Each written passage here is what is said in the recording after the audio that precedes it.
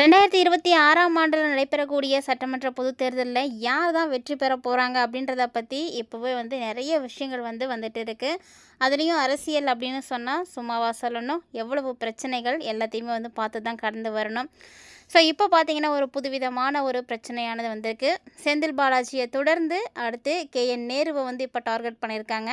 அதாவது தமிழக அரசின் நகராட்சி நிர்வாகம் மற்றும் குடிநீர் வழங்கல் துறையில் பணியிடங்கள் வழங்கக்கூடிய பணியில் மிகப்பெரிய ஊழல் நடைபெற்று இருக்கு. இந்த ஊழல் நடைபெற்று இருக்கிறதா அமலாக்கத்துறையில் இருக்கக்கூடிய ED குற்றச்சாட்டை முன் வச்சிருக்காங்க. ஸோ இதனுடைய விரிவாக்கத்தை தான் இப்போ நம்ம தெரிஞ்சுக்க போகிறோம். அதாவது ஒவ்வொரு பணியிடத்திற்குமே ஹவாலா முறையில் 25லேருந்து 35 லட்சம் ரூபாய் வரை லஞ்சம் பெறுவதாக அமலாக்கத்துறை கூறியிருக்கு. அது மட்டும் கிடையாதுங்க, ஆதாரத்தோடு தமிழ்நாட்டுக்கு DGPக்கு கடிதமும் எழுதியிருக்காங்க. ஸோ இந்த குற்றச்சாட்டு இப்போது அரசியல் ரீதியாக பெரும் அதிர்வலைகளை ஏற்படுத்திட்டு இருக்கு அப்படின்னே சொல்லணும்.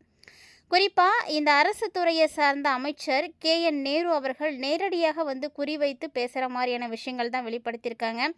ஏன்னா அவர் தான் இந்த விஷயத்தை செய்திருக்கார் அப்படின்ற மாதிரியும் சொல்லியிருக்காங்க. அரசு மத்திய அமைப்புகளுக்கு இடையே ஒரு மோதலை ஏற்படுத்துகிற மாதிரி ஒரு தீவிரப்படுத்தியிருக்காங்க அப்படின்னே சொல்லலாம்.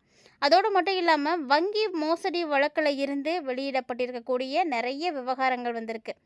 அமலாக்கத்துறை கடந்த ஏப்ரல் 8 அன்னைக்கு அமைச்சர் KN நேருவினுடைய சகோதரர் இருக்கக்கூடிய ரவிச்சந்திரன் நடத்தக்கூடிய ஒரு நிறுவனத்தின் அலுவலகங்கள் மற்றும் வீடுகளில் அதிரடி சோதனை நடத்தியிருக்காங்க. ஸோ இது அரசியல் ரீதியாக பார்த்தீங்கன்னா ஒரு மிகப்பெரிய விஷயம் கிடையாது. ஏன்னா அடிக்கடி நிகழக்கூடியது தான். அடிக்கடி சோதனைகள் போடுறது ஒரு மிகப்பெரிய விஷயமா இல்லை. இருந்தாலுமே அவர் இந்தியன் ஓவர்சீஸ் வங்கியில் 30 கோடி ரூபாய் கடன் மோசடி செய்திருக்கார் அப்படின்ற ஒரு புகாரை வச்சுருக்காங்க.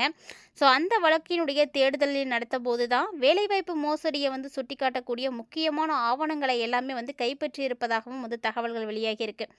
ஸோ அந்த ஆதாரங்களை ஆய்வு செஞ்சதில் பார்த்தீங்கன்னா நகராட்சி நிர்வாகம் மற்றும் குடிநீர் வழங்கல் துறையில் என்னென்ன பணி நியமனங்கள் செய்தாங்களோ அந்த ஒவ்வொரு பணிக்குமே லஞ்சம் கைமாறி இருப்பதற்கான ஆதாரங்கள் எல்லாம் இருக்குது அப்படின்ற மாதிரி ED தகவல் கொடுத்துருக்கு.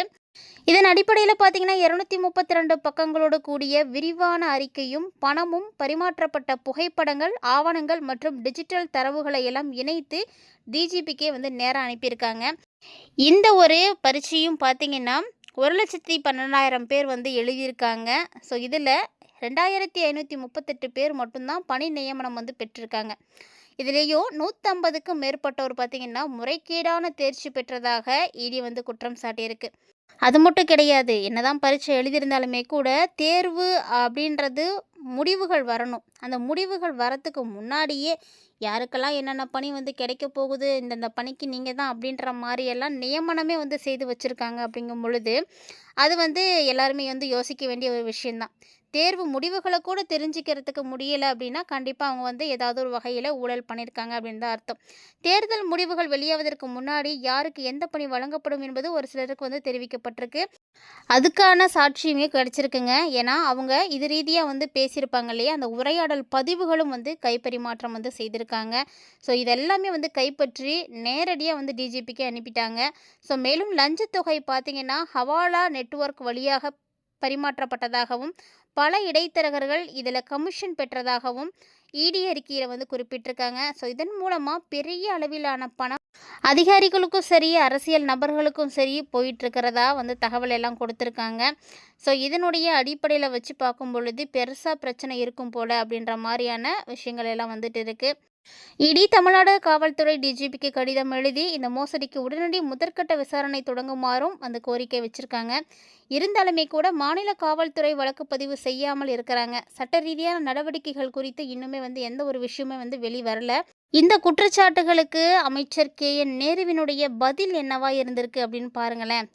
அமலாக்கத்துறை அரசுக்கு களங்கம் கற்பிக்க முயற்சி செய்துட்டுருக்கு, அரசியல் நோக்கத்தோட நடவடிக்கைகள் எடுக்கப்பட்டுருக்கு அப்படின்னு வலியுறுத்தியிருக்காரு.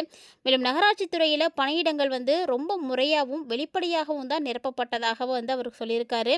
ஸோ 2538 பேர் தேர்வு செய்யப்பட்டு நியமனம் பெற்றது எங்களுடைய துறையினுடைய வரலாற்று சாதனையாக இருக்குது. இதை நினச்சி நாங்கள் ரொம்பவே வந்து பெருமைப்படுறோம் அப்படின்ற மாதிரி அவர் சொல்லியிருக்காரு. அது மட்டும் கிடையாதுங்க. எங்களுடைய துறையில் பார்த்தீங்கன்னா, லட்சக்கணக்கான விண்ணப்பதாரர்கள்ட்ட இருந்து எந்த ஒரு அப்ஜெக்ஷன் கூட நாங்கள் பெறவே இல்லை அப்படின்னு அவர் வந்து சொல்லியிருக்காரு. பொதுவாக அரசு பணியிடங்கள் ஆனது பெரும்பாலும் லஞ்சம் பெற்றே வந்து நிரப்பப்படுது அப்படின்னு ஒரு தரப்பு கருத்துக்களை வந்து தெரிவிச்சிட்டு இருக்காங்க. ஸோ அதை பற்றி மக்களாகிய நீங்கள் என்ன நினைக்கிறீங்க அப்படின்றத மறக்காமல் வந்து கமெண்ட் பண்ணுங்கள். வீடியோ பிடிச்சிருந்தா லைக் பண்ணி ஷேர் பண்ணுங்கள். மறக்காமல் கமெண்ட் பண்ணுங்கள்.